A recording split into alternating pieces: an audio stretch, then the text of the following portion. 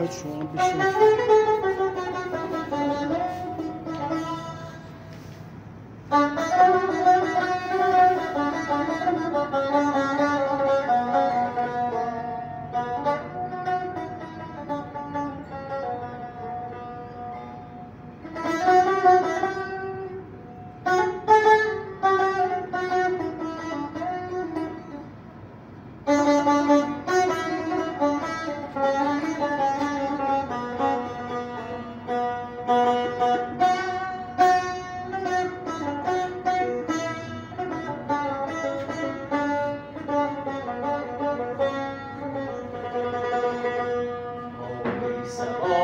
چون تو مدوشم من خود فراموشم من خانه بردوشم من خانه بردوشم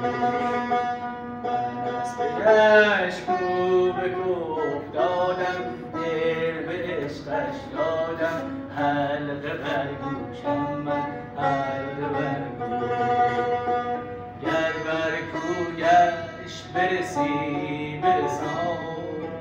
گر بر کویش برسی برسان این پیام مرا بی چراغ رویش دل ندارد دیگر تا به این شب‌های سرد خواب هرگز هرگز باور نکنم عهد و پیمان ما شد فراموش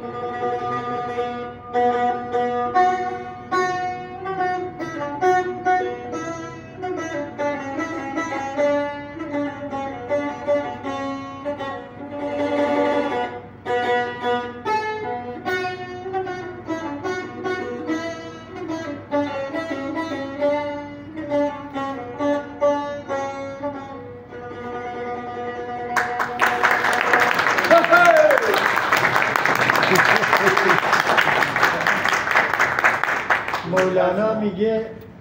چنگ را از عشق او از بحر او آموختم کس نداند حالت من ناله من او کند. من